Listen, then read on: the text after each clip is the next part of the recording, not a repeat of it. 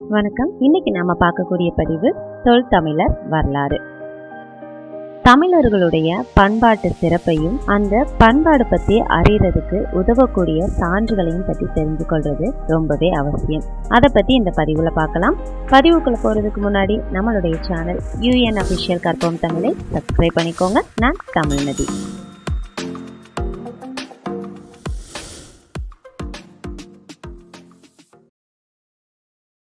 கிமு 4000 ஆண்டுக்கு முற்பட்ட காலகட்டத்தை தான் தொல் பழங்காலம் அப்படின்னு சொல்றாங்க. இந்த தொல் பழங்காலத்துல வாழ்ந்த மக்களை தான் தொல் தமிழர் அப்படின்ட்டு சொல்றது உண்டு. மனித இன வரலாற்றை ஆராய முற்படும் போது 2 வகையா பிரிச்சு பார்க்கலாம். வரலாற்றுக்கு முந்தைய காலம் அப்படின்னும் வரலாற்று காலம் அப்படின்னும் ஆய்வுக்கு உட்படுத்தி நம்ம பார்க்கலாம். இந்த வரலாற்றுக்கு முந்தைய காலத்துல வாழ்ந்த மக்களை தான் தொல் தமிழர்கள் அப்படின்ட்டு சொல்றாங்க. இந்த காலகட்டத்துல வாழ்ந்த மனித இனம் விட்டு சென்ற சான்றுகள் ரொம்பவே கம்மி. கிடைக்கப்பெற்ற சான்றுகளுடைய அடிப்படையில தான் அந்த தொல் தமிழருடைய வரலாற்றை நம்மளால பார்க்க முடியும். மனித இனம் தோன்றியது லெமுரியா கண்டம் அப்படின்ட்டு சொல்றது உண்டு. அந்த லெமுரியா கண்டம் கடல் கோளால அழிந்ததுக்கு அப்புறமா அங்கு வாழ்ந்த மக்கள் தான் சிந்து சமவெளி நாகரிகத்தை தொடங்கி வாழ்ந்ததா சொல்லப்படுது. அந்த தொல் பழங்காலத்துல வாழ்ந்த மக்களை 3 வகையா சொல்றாங்க.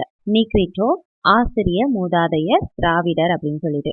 இந்த நீக்ரிட்டோவும் ஆசிரியர் மூதாதையரும் வெளிநாட்டுல இருந்து இங்க வந்தவர்கள் அப்படின்ட்டு சொல்லப்படுது. திராவிடர் அப்படிங்கிற சொல்ல முதல்ல பயன்படுத்தினது குமரிலப்பட்டர். இந்த திராவிடர் அப்படிங்கிற சொல் தமிழ் மக்களை குறிக்கக்கூடிய ஒரு சொல்லா பயன்படுத்தப்பட்டு வந்திருக்கு. மனித இன வரலாற்றை வரலாற்றுக்கு முந்தைய காலம், வரலாற்று காலம் அப்படின்னு 2 வகையா பிரிச்சு பார்க்கலாம்னு சொன்னேன். அதே மாதிரி தொல் தமிழர் வரலாற்றையும் 2 வகையா பிரிச்சு பார்க்கலாம். ஒண்ணு கால வாரியாகவும் இன்னொன்னு சான்று வாரியாகவும் பார்க்கலாம். கால வாரியாக பகுக்கும் போது வரலாற்றுக்கு முற்பட்ட காலம், சங்க காலம், பல்லவர் காலம், சோழர் காலம், பாண்டியர் காலம், நாயக்கர் காலம் இந்த மாதிரி போய்கிட்டே இருக்கும். இதை நம்ம அடுத்தடுத்த பதிவுல இதை பத்தி விரிவா பார்க்கலாம். சான்றுகள் அடிப்படை அப்படின்னு சொல்லும் போது புதைப்பொருள் ஆய்வுகள், இலக்கியங்கள், மொழியியல் பின்புலம், கல்வெட்டுக்கள், செப்பேடுகள், நாணயங்கள் இந்த மாதிரி கிடைக்கக்கூடிய சான்றுகள் அடிப்படையிலையும் தொல் தமிழர் வரலாற்றை அறிய முடியும்.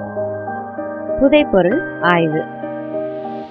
சிந்து சமவெளி நாகரிகத்தை ஆய்வுக்குட்படுத்தி நம்ம பார்க்கும்போது அங்க தமிழ் நாகரிகத்தோடைய பழமை இருந்ததை நம்மளால பார்க்க முடியும். அது மட்டும் இல்லாம தூத்துக்குடி, பல்லாவரம், வல்லம் இந்த இடங்கள்ல கிடைக்கக்கூடிய சான்றுகள் பழைய கற்கால கருவிகள் அப்படின்னும், சேலம், பழனி, சாயர்புரம் இங்கு கிடைக்கப்பட்ட பொருட்கள் புதிய கற்கால கருவிகள் அப்படின்னும், கோயமுத்தூர், தலைச்சேரி, பிரமகிரி, பெரம்பூர் இந்த இடங்கள்ல கிடைக்கப்பட்ட சான்றுகள் இரும்பு கால கருவிகள் அப்படின்னும் புதைப்பொருள் ஆய்வுகள் மூலமா கண்டுபிடிக்கப்பட்டுள்ளது. இந்த கிடைக்கப்பட்ட சான்றுகள் அடிப்படையில அந்த காலகட்டத்துல வாழ்ந்த மக்களுடைய வரலாறை பற்றி நம்மளால அறிய முடியும். 2வது இலக்கியங்கள். 8 தொகை நூல்களையும் 10 பாட்டு நூல்களையும் இடம்பெறக்கூடிய அகநூல்களை நம்ம பார்க்கும்போது அதில் இடம்பெறக்கூடிய கருத்துக்கள் அந்த கால மக்களுடைய பழக்க வழக்கங்களையும் வாழ்க்கை முறைகளையும் வெளிப்படுத்தி நிற்கும். அது போலதான் சிலப்பதிகாரம், கலிங்கத்து பரணி, பிள்ளை தமிழ், பெரிய புராணம் இந்த இலக்கியங்கள் எல்லாம் படிக்கும்போது அந்த காலத்துல ஆட்சி செஞ்ச மன்னர்கள் பற்றியும் அவர்களுடைய ஆட்சி முறை பற்றியும் நம்மளால தெரிஞ்சுக்க முடியும். இப்படி இலக்கியங்கள் வாயிலாகவும் அதனுடைய கருத்துக்களை வைத்து தமிழர்களுடைய பண்பாட்டையும் வரலாற்றையும் நம்மளால தெரிஞ்சுக்க முடியும். அடுத்ததான் மொழியியல் பின்புலம்.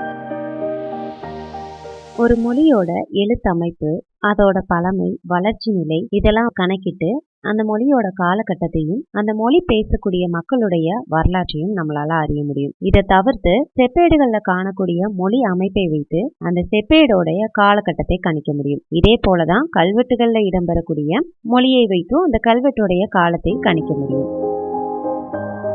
அடுத்ததா கல்வெட்டுகள். தமிழருடைய வரலாற்றை அறிவதற்கு முக்கியமான சான்றாதாரங்களா கிடைக்கக்கூடிய கல்வெட்டுகள் பல்லவர் காலத்துல தான் இருந்தது அப்படின்னு சொல்லப்படுது. இந்த கல்வெட்டுகளுடைய அமைப்பு எப்படி இருக்கும் அப்படின்னா, மங்களம், அந்த கல்வெட்டை பொறித்த அரசனுடைய பெயர், அவனது முன்னோர்களுடைய பெயர்கள், கல்வெட்டு எழுந்த காலம், அந்த அரசனுடைய பெருமைகள், அவனது கொடைகள் இது எல்லாமே அந்த கல்வெட்டுகள்ல இடம்பெறுது. இதை தவிர்த்து நடுகள் அப்படிங்கிற கல்வெட்டுடைய இன்னொரு அமைப்பும் இருந்திருக்கு.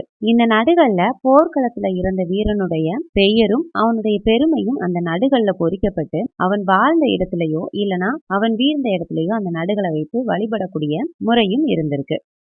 இந்தியாவிலேயே தமிழகத்தில் தான் அதிக அளவிலான கல்வெட்டுகள் கிடைக்கப்பட்டுள்ளது அப்படின்னு சொல்றாங்க. தமிழகத்துல 30,000க்கும் மேற்பட்ட கல்வெட்டுகள் சான்று ஆதாரங்களா இன்னை வரைக்கும் இருக்குது. அடுத்ததா கல்வெட்டுகளுடைய இன்னொரு அமைப்பு முறை தான் மெய்கீர்த்திகள். அந்த கல்வெட்டுகளுடைய தொடக்கத்துல இந்த மெய்கீர்த்திகள் இடம்பெறும். என்னலாம் அப்படின்னா, மெய்கீர்த்திகள் அப்படிங்கிறது அரசன் பெற்ற வெற்றிகளையும் அவனுடைய கொடை சிறப்பையும் அந்த மெய்கீர்த்திகள்ல பொறிக்கப்பட்டிருக்கும். இந்த மெய்கீர்த்தி வழக்கத்தை முதல்ல கொண்டு வந்தது ராசராச சோழன். அடுத்ததா செப்பேடுகள்.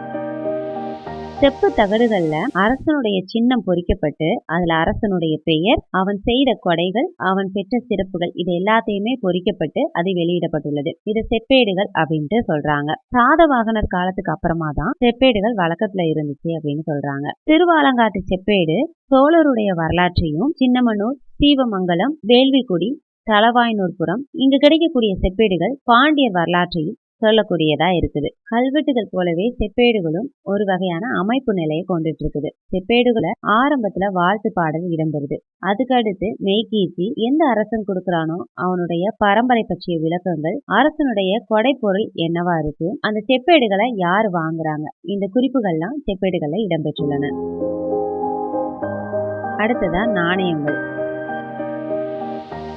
ஆய்வுல கிடைத்துள்ள நாணயங்களை வச்சும் தமிழ்நாட்டோடைய வரலாற்றை நம்மளால அறிய முடியும். தமிழ்நாட்டுல கிடைக்கக்கூடிய நாணயங்கள் இரு வகையா கிடைச்சிருக்கு. ஒண்ணு அயல் நாட்டு நாணயங்கள்னு சொல்லக்கூடிய ரோமாபுரி நாணயங்கள், இன்னொன்னு தமிழ்நாட்டு நாணயங்கள்.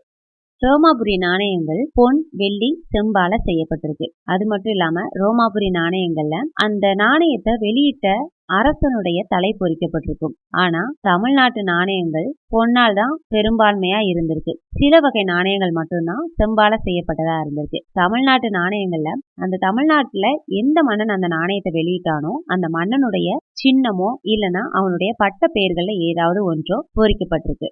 அயல் நாட்டு நாணயங்கள்னு சொல்லக்கூடிய ரோமாபுரி நாணயங்கள் கோவை, சேலம், அரிக்கமேடு, திருநெல்வேலி இந்த இடங்கள்ல கண்டெடுக்கப்பட்ட நாணயங்கள். தமிழ் அரசர்கள் வெளியிட்ட நாணயங்கள் காவிரி பூம்பட்டினம், செங்கம் ஆகிய இடங்கள்ல கண்டெடுக்கப்பட்டுள்ளன.